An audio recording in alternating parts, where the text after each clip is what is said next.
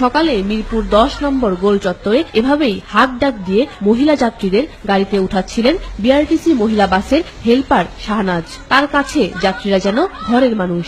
বাসের নিয়মিত যাত্রীদের সঙ্গে তার ভাবও অনেক। ডেকে এনে গাড়ি থামিয়ে 5 মিনিট অপেক্ষা করেও নারী যাত্রীদের বাসে উঠান তিনি। পরিবহন সংকট ও যাতায়াতের সময় হয়রানি সহ নানা বাধা বিপত্তি উপেক্ষা করেও নারীরা কর্মমুখী হচ্ছেন। ছেলেদের বাসে গেলে অনেক সময় অনেক হয়রানি হইতে হয়, সেখান থেকে তারা বিরত। মহিলা বাসে যাচ্ছে, ওনাদের আরাম আয়েশ, ওনারা কথাবার্তা বলতে বলতে যাচ্ছে, ওনারা খুব ভালো যাচ্ছে। স্বাভাবিকভাবেই দাবি এমন নারী বান্ধব বাস বাড়ানোর। সুযোগ বেশি হয়েছে, আমরা অন্য গাড়িতে উঠতে পারি না। আমাদের মহিলা বাস থাকলে আমাদের যাওয়ার জন্য খুব সুবিধা।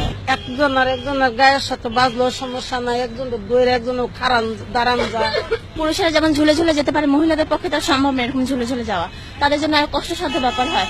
আমাদের অফিস টাইমে বের হলে আমাদের দেখা যায় যে গাড়িতে উঠতে পারি না, সেই হিসেবে আমরা যদি মহিলা বাসের সংখ্যা বাড়ানো হয় তাহলে আমাদের জন্য অনেক সুবিধা হয়। এদিকে ডিএমপি ট্রাফিক বিভাগে কাজ করছেন 20 জন নারী সার্জেন্ট। পুরুষ সার্জেন্টের পাশাপাশি তারা বেশ সুনামের সাথেই কর্মদক্ষতা দিয়ে তারা এগিয়ে যাচ্ছেন।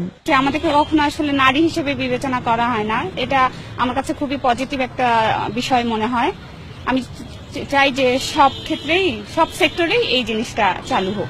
শুধু আইন শৃঙ্খলা রক্ষাকারী বাহিনীতেই নয়, নারীরা এখন ছড়িয়ে পড়েছে দেশের সীমান্তে। একই সাথে জয় করছে আকাশপথও। এটা আপনি বাসায় বলেন, দেশের ক্ষেত্রে বলেন, যে ক্ষেত্রেই বলেন না কেন, we work like a foundation. So আমরা যদি স্ট্রং থাকতে পারি, then আমাদেরকে কেউ আটকাতে পারবে না to reach the heights. দেশের সকল খাতে নারীদের এই সক্রিয় অংশগ্রহণের কারণেই এগিয়ে যাচ্ছে বাংলাদেশ। নির্যাতিত হচ্ছে। মৌ খন্দকার, নিউজ 24, ঢাকা।